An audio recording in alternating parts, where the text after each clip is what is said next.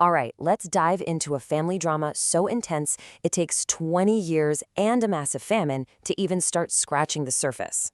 This is a high-stakes psychological thriller right out of the book of Genesis, where a crime that was literally buried in the past comes roaring back to life in the most unbelievable way. That we may live and not die, it really gets to the heart of it all. The stakes couldn't be higher. We're talking about a catastrophic famine that has a death grip on the land, and it's stripping everything away until all that's left is the desperate need to survive. This isn't just a trip to the store. This is a race against death. So our story kicks off with this incredibly desperate mission. The land is bone dry, and one family is forced to look for help from a foreign superpower. They think they're just going to buy some food, but this journey, it's about to force them to face a past they thought was long gone. I mean, just picture it. The fields are just dust. The cupboards are bare. The family patriarch, a man named Jacob, hears this rumor, their only shred of hope, that there's grain for sale in Egypt. So he turns to his grown sons, and you can just feel the frustration when he asks, "Why are you all just looking at each other?"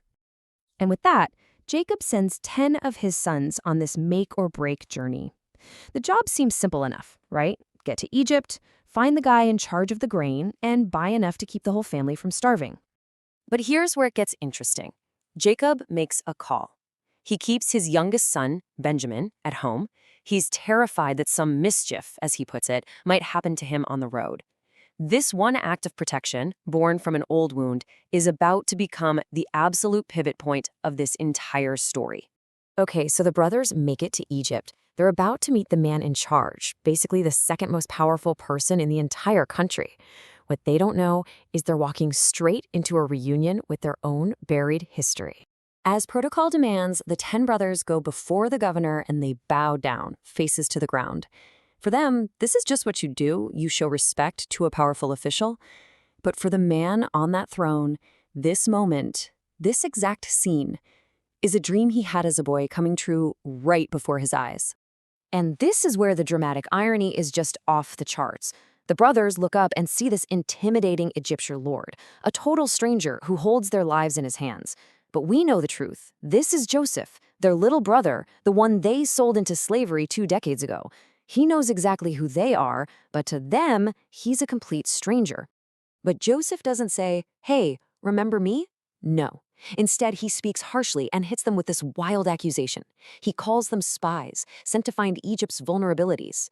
And just like that, their simple mission to buy food becomes a life-or-death interrogation. Now Joseph, holding all the cards, sets this incredibly clever and kind of cruel trap. See, he's not really testing if they're spies. He's testing their character. He's putting them in a vice to see if they've changed, and forcing them to finally think about what they did all those years ago. So here's the deal he lays out. 1, you can have the grain you came for. Go feed your families. But 2, one of you has to stay here in an Egyptian prison. He picks Simeon. 3, the only way you can prove you're telling the truth and free your brother is to go home and bring back that youngest brother you mentioned, Benjamin, the very one their father was too afraid to let travel. And wow, does it work. The pressure is too much, and they crack. They start talking to each other in Hebrew, having no idea that this Egyptian governor understands every single word. And they immediately make the connection. They say, "This is happening to us because of what we did to Joseph. This is payback." But here's the thing. This isn't just a cold revenge plot for Joseph. When he hears his brother's words, this confession of guilt, he's so overwhelmed with emotion, he has to literally turn away from them and weep in private. You've got the powerful governor on the outside, but inside, he's still a wounded brother. Joseph's test, though, is not over. Not by a long shot.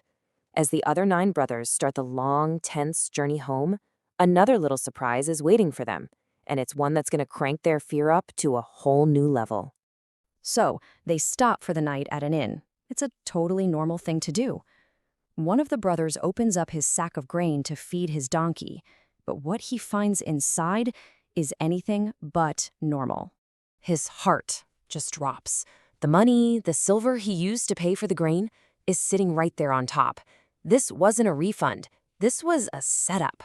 Joseph had secretly told his men to put their money back.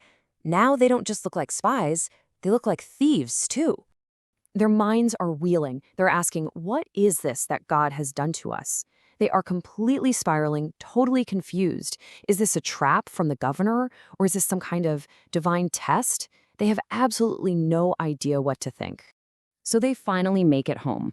But now comes the really hard part, trying to explain this completely insane situation to their old father, Jacob. You have to see this from Jacob's point of view. For him, this is just tragedy piling on top of tragedy. First, he lost his favorite son, Joseph, all those years ago. Now, another son, Simeon, is locked up in Egypt. And the price to get him back? He has to risk Benjamin, the only other son of his beloved wife Rachel. He just breaks down, crying, "Everything is against me."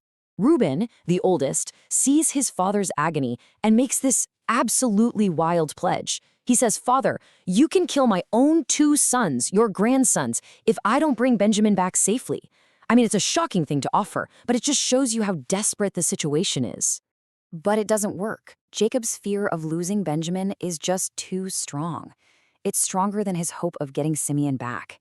And he gives them his final answer, a heartbreaking no, convinced that if they take Benjamin, the sorrow will literally kill him. He's willing to leave Simeon in that prison. And that's the stalemate. That's where we're left hanging. They have a son stuck in a foreign prison, the grain is going to run out again, and their only path to survival is blocked by a father who is completely paralyzed by his own grief. The question isn't just what they'll do next, but how can a family possibly move forward when the pain of the past is holding its future hostage?